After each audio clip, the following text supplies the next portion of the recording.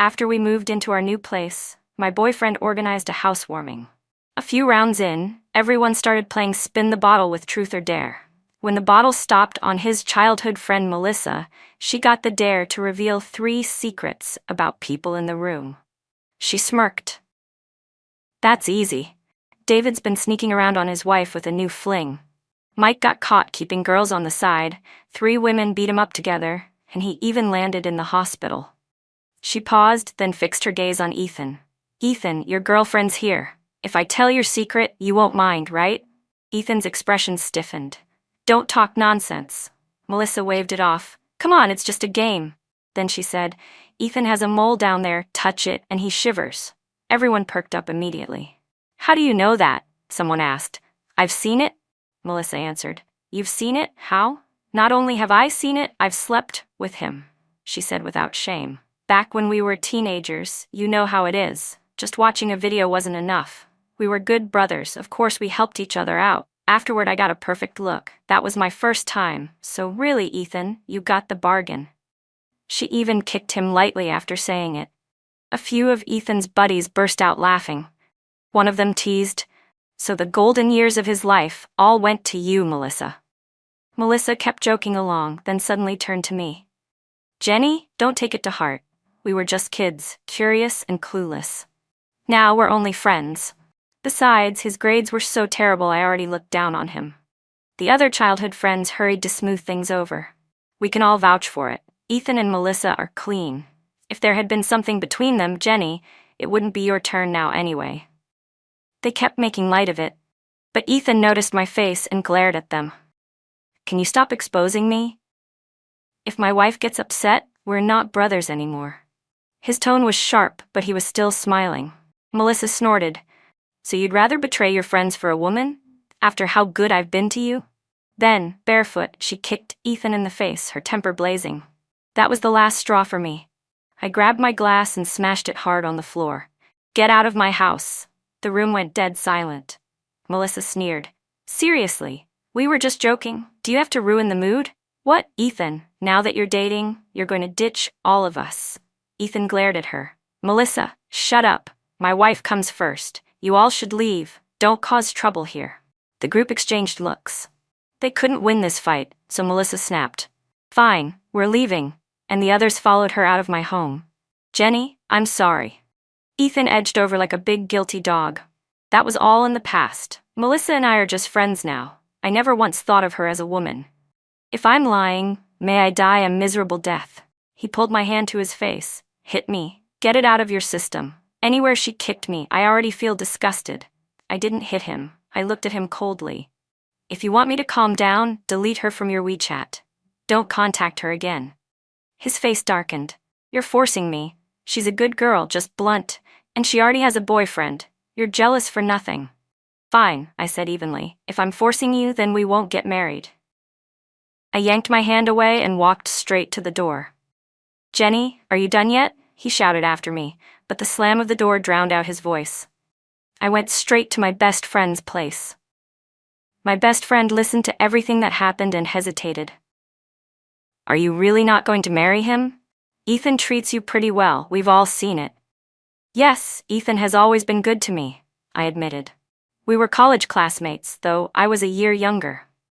On the very first day of freshman registration, he fell in love with me at first sight and chased me relentlessly for 2 whole years.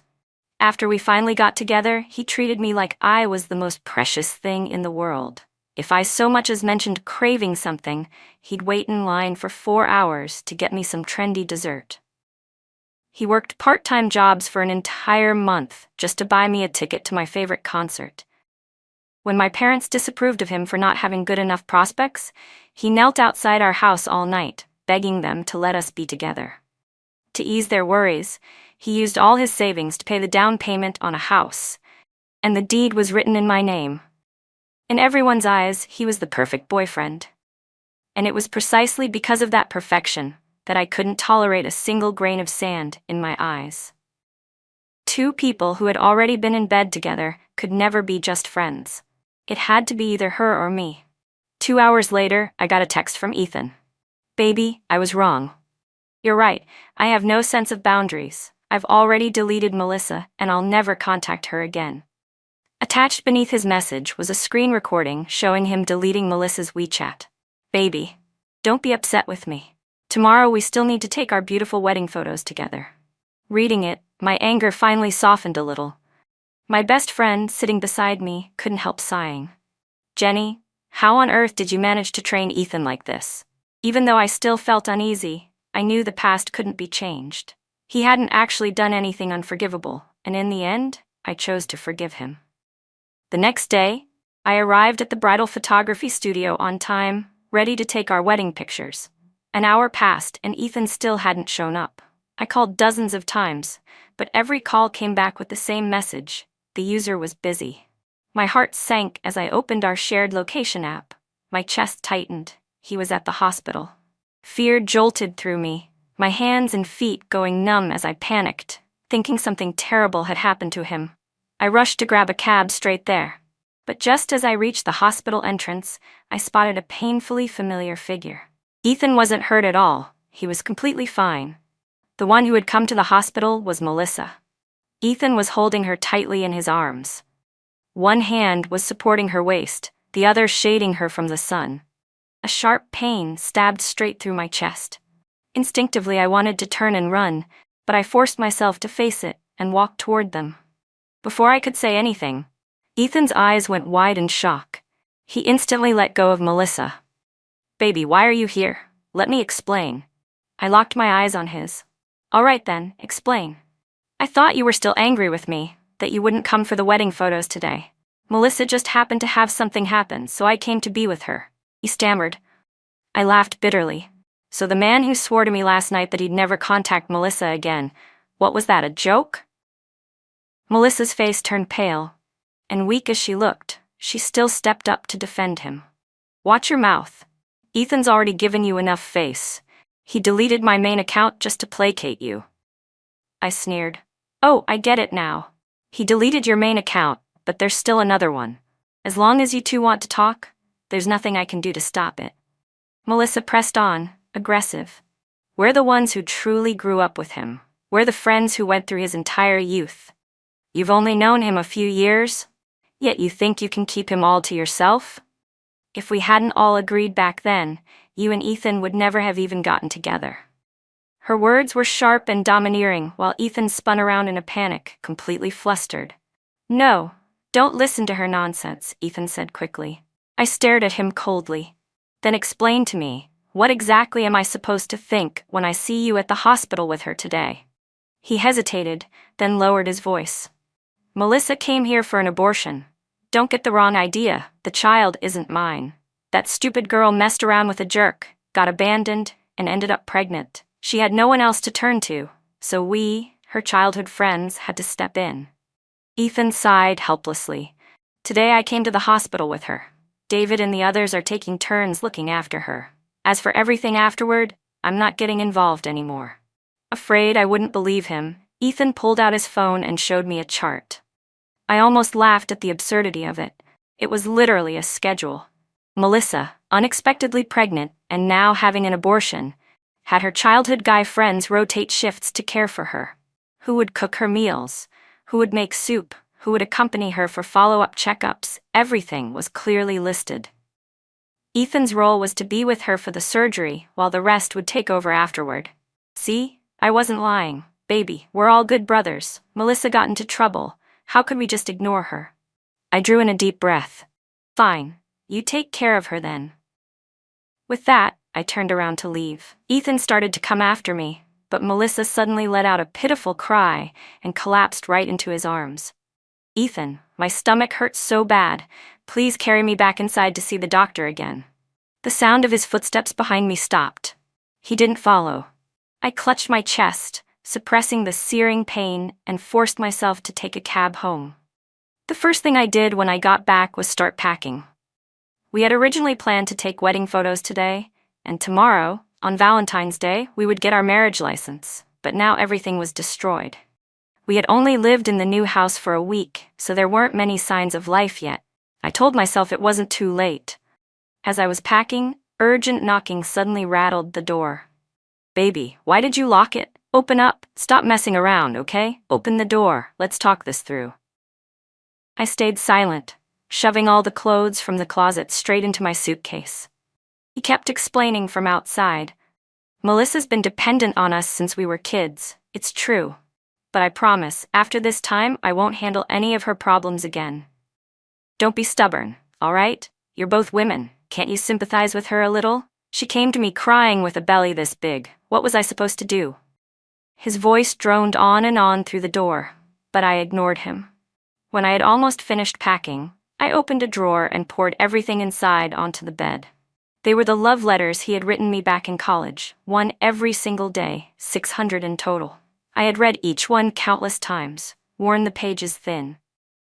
Now, one by one, I tore them to shreds with my own hands. It felt like a hole had been punched straight through my chest. My eyes burned, but I gritted my teeth and refused to shed a single tear.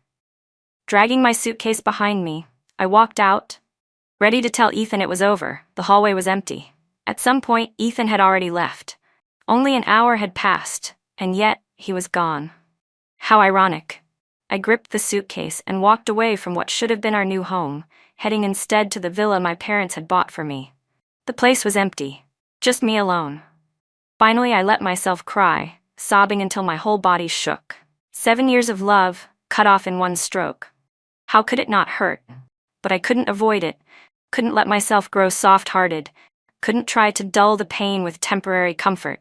I had to do the right thing. I pulled out my phone and decisively sent Ethan a message telling him it was over. My words sank like a stone into the sea. He never replied. Near midnight, I suddenly received a phone call. It was from the police station. "Are you Jenny?" the officer asked. "Yes." "Come down to the station. Ethan was involved in a group fight at the Lanya bar. We've detained him. You'll need to come and handle the bail procedures." I froze. My first instinct was to refuse, but curiosity got the better of me. What on earth had happened? At midnight, I drove to the station and was met with several familiar faces: Ethan, his 4 childhood buddies, and Melissa.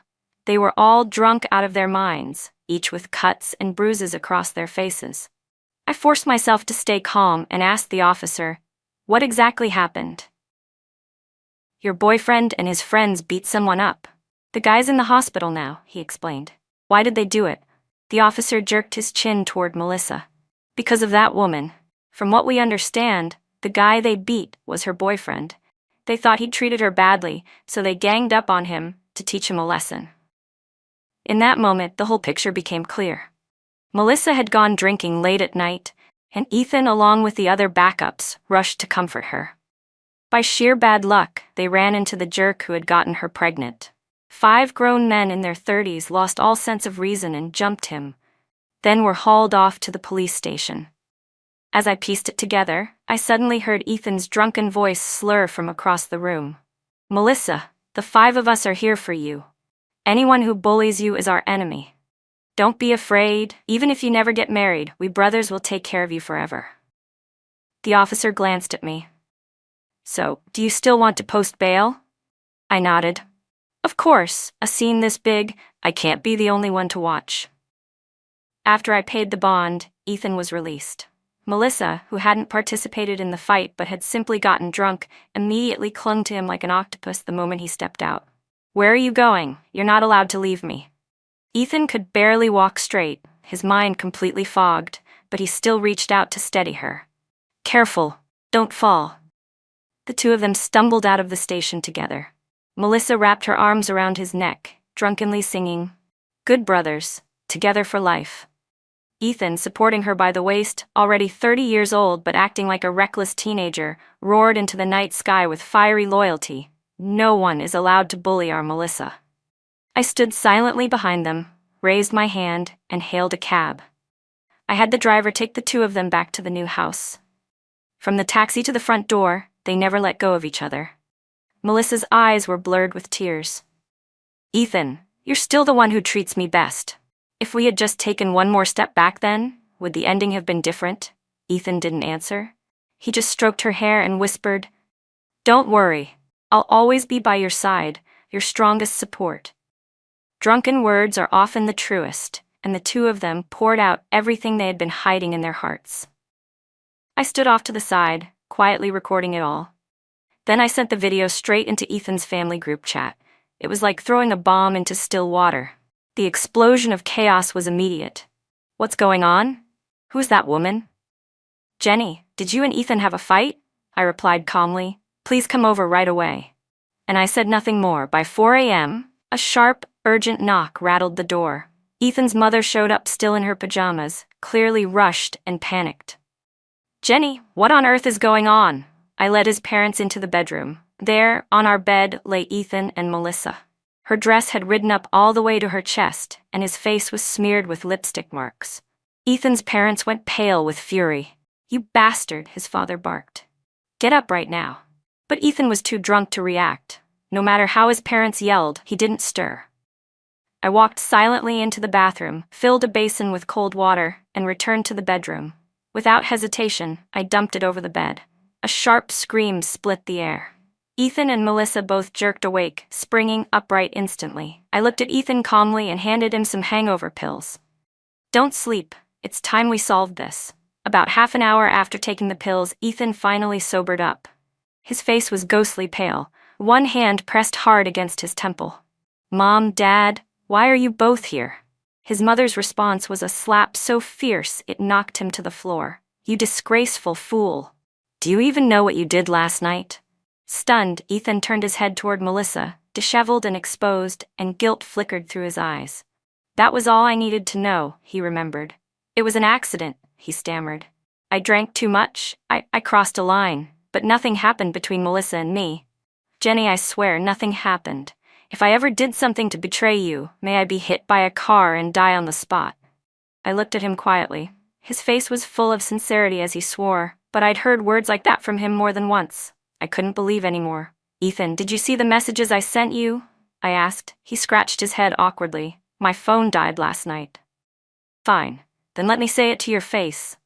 I steadied my voice. "Ethan, we're over." He froze, shaking his head instinctively. "Don't joke like that. After all these years, you'd really throw it away over a misunderstanding?" "You know better than anyone whether this is a misunderstanding," I said coldly. I didn't want to argue anymore. I pulled out my phone and sent a message straight into the group chat with both our parents and relatives.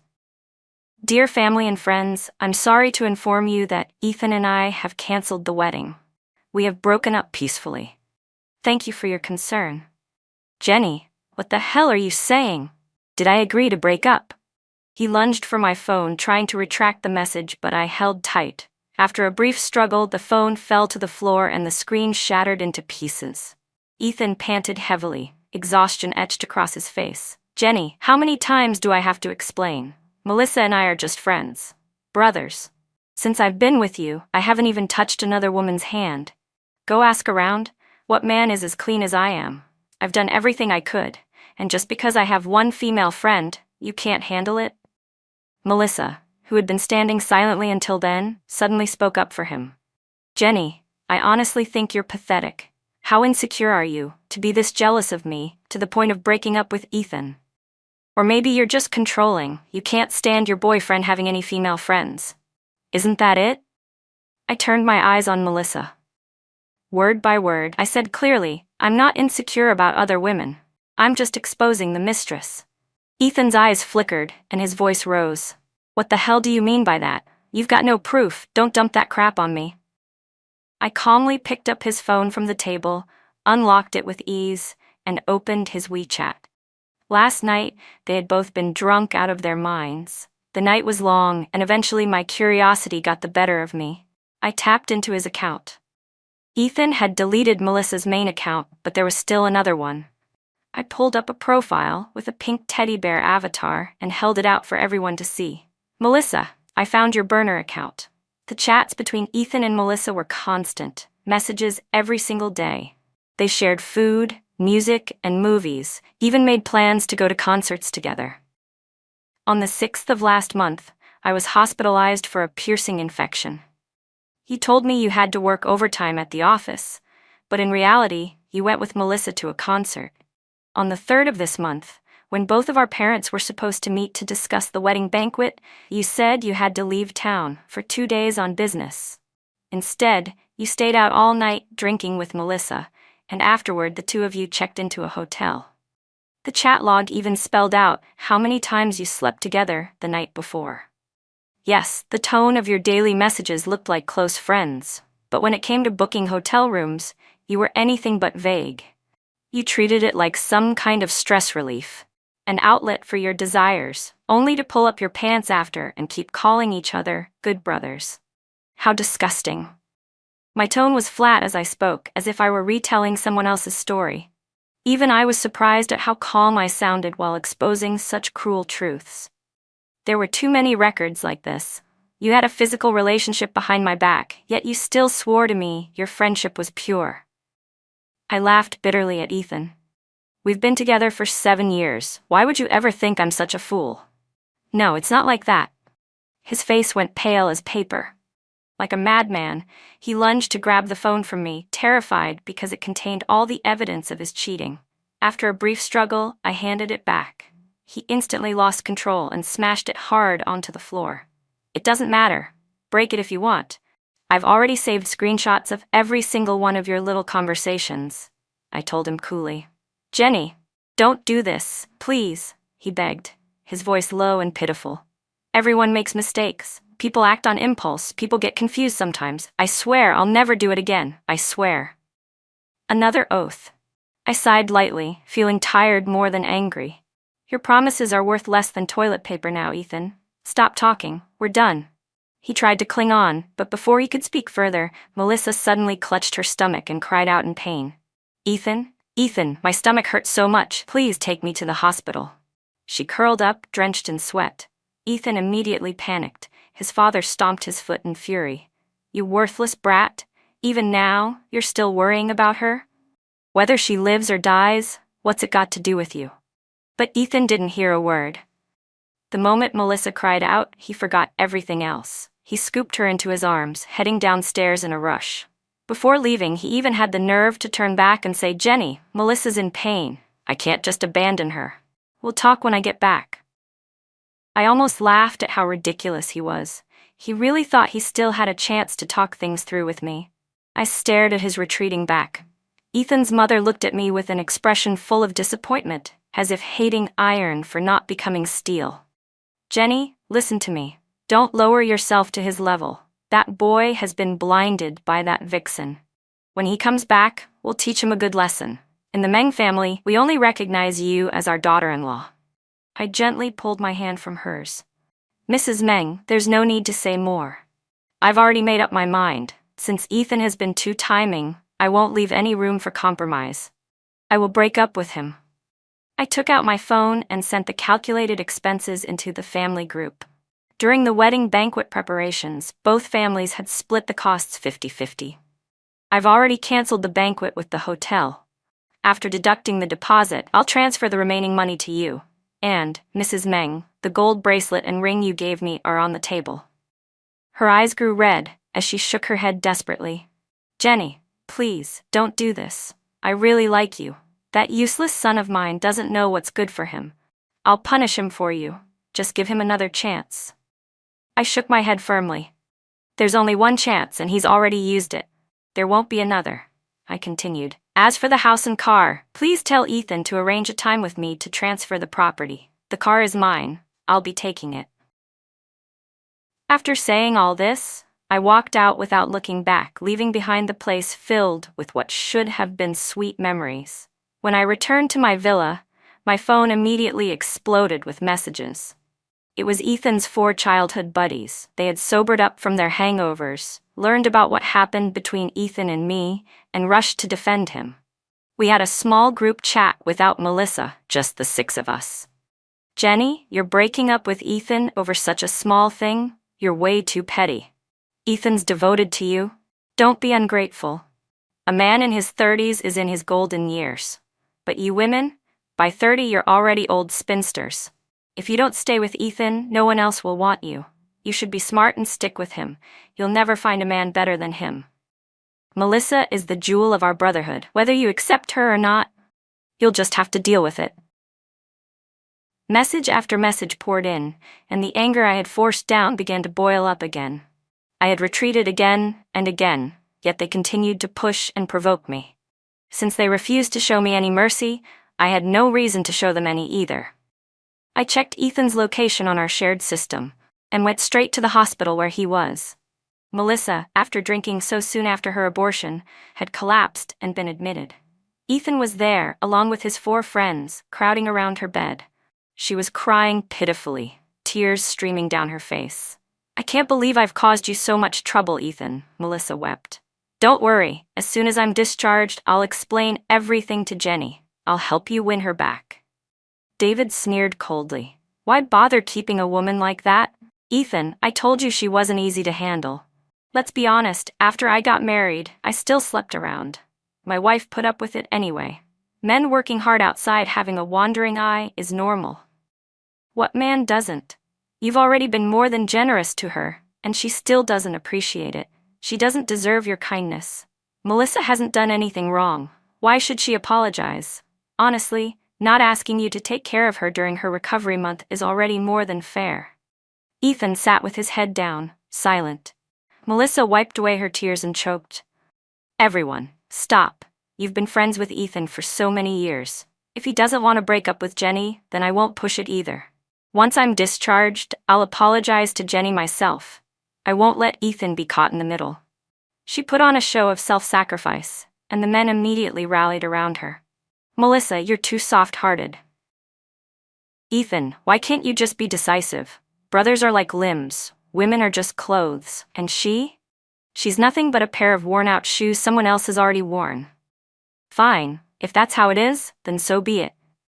I stood outside the hospital room and heard every word they said, clear as day.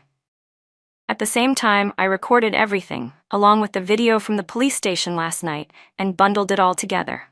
Then I sent it to the wives of Ethan's 4 childhood friends.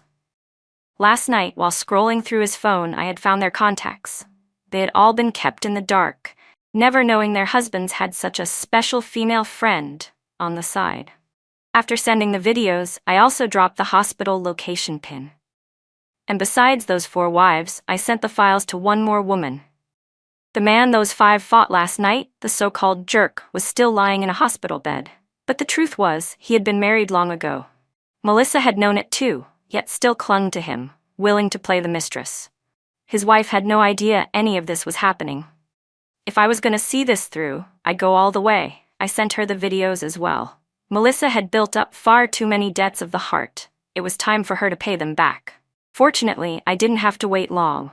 Less than half an hour later, the 4 wives stormed into the hospital room together. 5 minutes after that, the man's wife arrived too.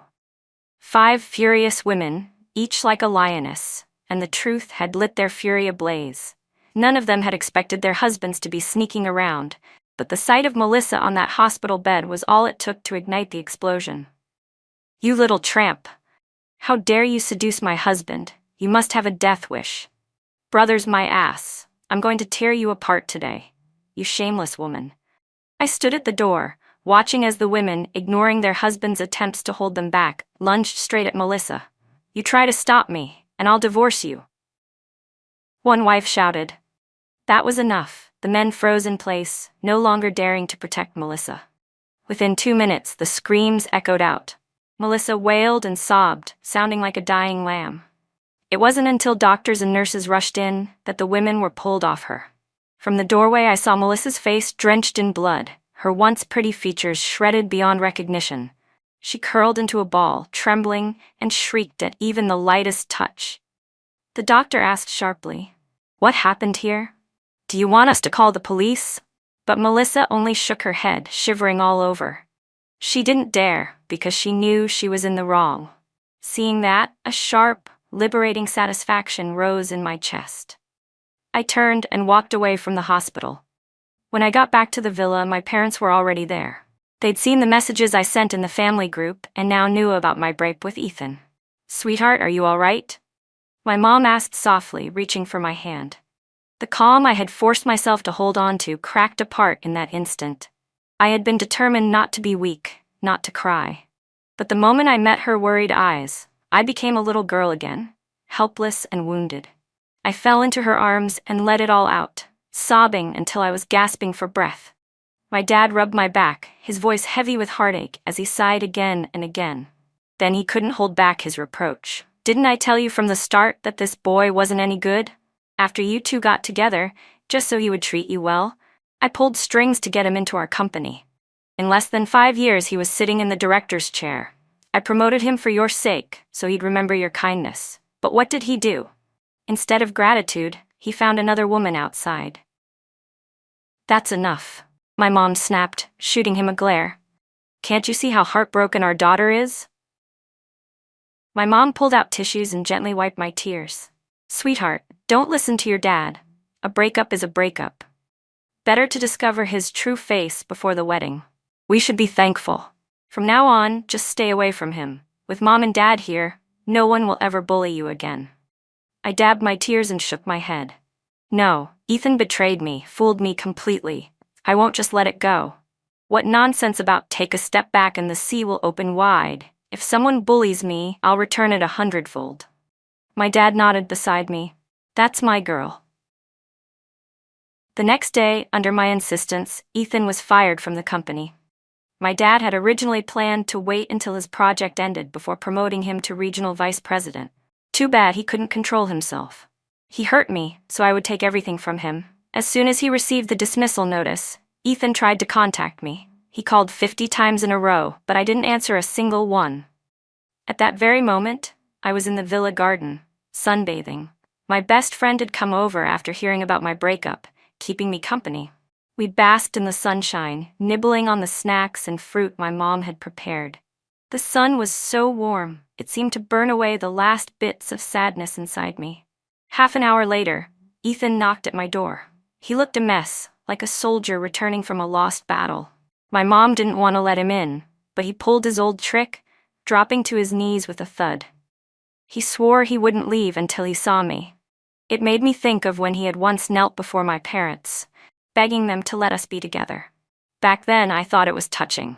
Now, remembering it, it just seemed ridiculous. A man without ability can only trade away his dignity to get what he wants. Get out of my house right now, my dad shouted. If you don't leave, I'll call the police. Uncle, I beg you, Ethan choked, his voice trembling. Let me talk to Jenny. Just give us a moment. I really can't live without her. Please, give me another chance. My best friend scoffed beside me. So noisy. I agreed, it was unbearable. Dad, let him in, I said finally. Though it had only been a few days, Ethan looked like he'd been drained of blood. He'd lost weight, and I could even see strands of white hair. The more I looked, the more repulsed I felt. After everything, why are you still here? He broke down, sobbing so hard he couldn't catch his breath. Suddenly, he slapped himself across the face, 5 bright red fingerprints instantly swelling. Jenny, I was wrong before. I had no boundaries. I failed you. But our 7 years together weren't fake. I truly love you. I've already cut Melissa off completely, deleted all our contact information. I swear from now on, I'll only be devoted to you. Please, just give me one last chance. I can't lose you. His words were dripping with sincerity, but in my eyes, they were nothing but empty lies. Is it really me you don't want to lose, or your job and your power? Ethan froze, then quickly stammered. Of course it's you I don't want to lose. My best friend and I exchanged a knowing look, then both laughed aloud. Listening to your sweet talk now only makes me feel ridiculous, I said coldly. You were just some poor boy from a village. If it weren't for my father, you'd still be a nameless screw in some factory. With my family's support, you became a director before 30. Everything you've enjoyed came from my family's privileges. Now that we've broken up, you're nothing. Does it hurt now? I asked coldly. You got used to living the good life, and now you can't stand the thought of hardship, right? His eyes flickered, guilt betraying him. Don't worry, Ethan, I said, my voice steady. In this life and the next, I will never get back together with you. You'll never get another ounce of advantage from me. Oh, and by the way, I already had my dad spread the word to his colleagues in the industry. Anyone who hires you will be making an enemy of him. Right now, I doubt there's a single company in this city willing to take you. If you're smart, you'll pack up and try your luck somewhere else. Ethan's face went ashen, his body swaying like he could barely stand. I couldn't be bothered to look at him any longer. I grabbed my best friend and walked out of the house. We went to a luxury pool club downtown, determined to have some fun. With a wave of my hand, I booked 8 male models, handsome, tall, and most importantly, obedient. Ethan followed us all the way to the club. When he saw me draped between men on both sides, his eyes turned bloodshot, his teeth grinding so hard I thought they'd break. "Jenny, how could you do this to me? How could you go find other men right in front of me?" I laughed so hard I nearly doubled over. "And who do you think you are? Who I spend time with is none of your business." I waved the manager over. "Get security to throw this irrelevant man out. Don't let him ruin my mood." 2 guards grabbed him by the arms, ignoring his struggles, and tossed him out of the club. Watching his pitiful figure disappear, I drained the last of my champagne in one gulp. The image of his red, disbelieving, wounded eyes as he was dragged away flashed in my mind. Once upon a time, that look would have broken my heart into pieces. Now it only made me sick. We played until midnight. Then I finally gathered my things, picked up my clutch, and left the party with my best friend. Outside, the streets were quiet, the night air cool. My heart was calm. My phone buzzed in my hand. It was the driver, telling me the car was waiting at the curb. This city was so big, full of interesting people and endless possibilities. Why should I waste another second on someone who had already been eliminated from my life? I took a deep breath and told myself, 7 years. So what? I can afford to lose. Starting over is never too late. Epilogue: Ethan watching Jenny's back as she walked away tore my heart apart. I used to believe she'd always be there, that she would forgive me one more time like she had before. But this time, I've truly lost her. 7 years, we had 7 years of sweetness, of holding hands, of her gentle smile that lit up my world. I had everything in my hands, yet I was stupid enough to look elsewhere. I lied, I hid things. I used friendship as an excuse to cover up my blurred lines with Melissa. I kept convincing myself Jenny would never leave me, that I still had a chance. But now, every promise I made, every oath I swore, feels like a cheap joke. When she told me I wasn't afraid of losing her, but of losing my job and power, it hit me like a knife. In her eyes, I wasn't a man she could rely on anymore. I was just a leech. She was right. I had leaned on her family to climb higher, to gain status and pride that was never truly mine. Without Jenny, I was nothing. The image of her sitting in the sun with her best friend, smiling peacefully, is burned into me. She looked so free, so alive, while I, a failure, stood outside like a fool, on my knees begging, unable to hold on to her heart. I regret it so much I could tear myself apart. If I could turn back time, I'd never have met Melissa, never blurred those lines under the excuse of brotherhood, never gotten drunk and stumbled into ruin. I would trade every ounce of power, every scrap of status, just to keep Jenny by my side. But life doesn't give second chances.